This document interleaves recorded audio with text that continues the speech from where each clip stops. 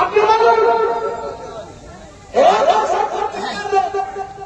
আপনাদের এক ইঞ্চি মাটিগুলো হয়েছে আমাদেরকে বলে রাখার সারা ভারতবর্ষ কলকাতা থেকে শুরু করে ধর্মতলা থেকে শুরু করে বিজেপ থেকে শুরু করে এয়ারপোর্ট থেকে শুরু করে গোটা কলকাতা মুসলমানের ওয়াকফ সম্পত্তি।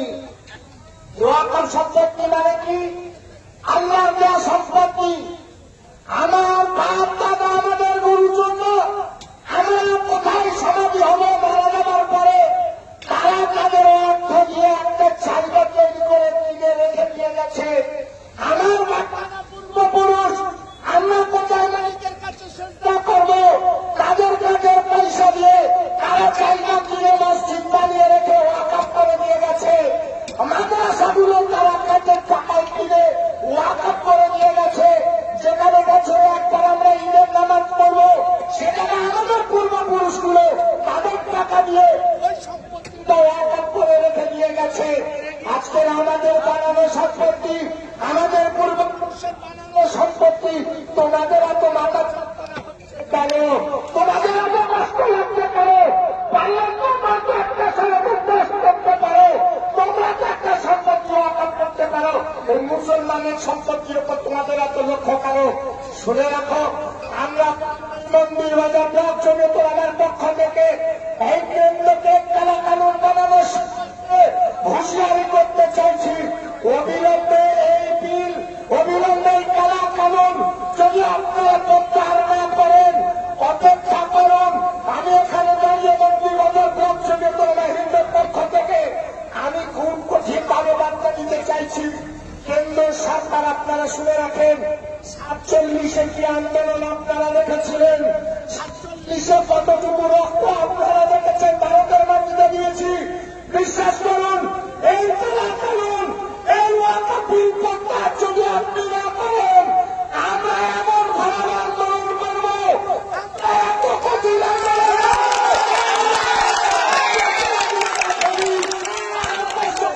স্বপ্ন দেখতে পারেনি। আমরা সেই আন্দোলন এই মন্দির বাজার কাঠি থেকে শুরু করব।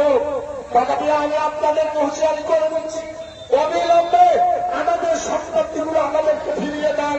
অবিলম্বে আমাদেরকে সুস্থভাবে শান্তি শৃঙ্খলাভাবে এই অপেক্ষা ভারতবর্ষে আমাদেরকে শান্তিভাবে থাকতে দেন।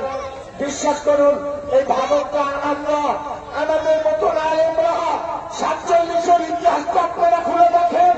আপনারা তো এক লাইন পড়েন, অপর লাইন পড়েন না। 47-এর ইতিহাস 52,500 আলেম, 52,500 আলেমের রক্ত এই গোটা ভারতবর্ষের মাটিতে মিশ্রিত হয়েছে। 52,500 আলেমের রক্ত যদি এই মাটিতে পড়ে থাকে, বন্ধু আপনাদের কাছে আমার প্রশ্ন, 52,500 আলেমের সাথে সাধারণ মানুষ, সর্বধর্মের মানুষ, হিন্দু, মুসলিম, শিখ, ইসাই সবাই রক্ত কিন্তু এই ভারতবর্ষের মাটিতে মিশিয়ে আছে। এই মিশ্রিত ভারতবর্ষকে দুখণ্ডিত আপনারা করতে পারবেন না। তাই আমরা মন্দির বাজার ব্লক থেকে আপনাদেরকে হুঁশিয়ারি দিতে চাইছি। জমিয়তুল উলামা হিন্দের পক্ষ থেকে আমরা আবার হুঁশিয়ারি দিতে চাইছি, এ মাদ্রাসা আমাদের, এ মসজিদ আমাদের, এ কবরস্থান আমাদের। আমরা এত সহজে আপনাদেরকে ছাড়বো না। প্রয়োজন হলে এইখান থেকে রাজপথ পর্যন্ত, আল্লাহ পর্যন্ত আমরা আপনাদেরকে কারারুদ্ধ করে রাখবো। আমরা আপনাদেরকে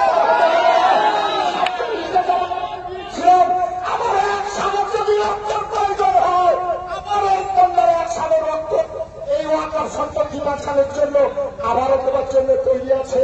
তাই আমি কেন্দ্রে এই যে চক্রান্তকারী সরকার, আমি আপনাদেরকে হুঁশিয়ারি করে দিচ্ছি, আপনারা অবিলম্বে এই কালা কানুন আইন বিলকে প্রত্যাহার করে নেন। যদি প্রত্যাহার না করেন, অবিলম্বে ভবিষ্যতে আমরা আরো আরো আরো লং প্রয়োজন হলে এখান থেকে দিল্লি পর্যন্ত জমিয়তুল উলামা হিন্দ লং মার্চ করবে। এখান থেকে দিল্লি পর্যন্ত জমিয়তুল উলামা হিন্দের শহীদরা তারা লং মার্চ করবে, করে তারপরে এই বিল প্রত্যাহার দাবি আমরা রাখবো। কথা বলে বক্তব্য এখানেই সমাপ্ত করল। ওয়া আখিরু দাওয়ানা আলহামদুলিল্লাহি রাব্বিল আলামিন।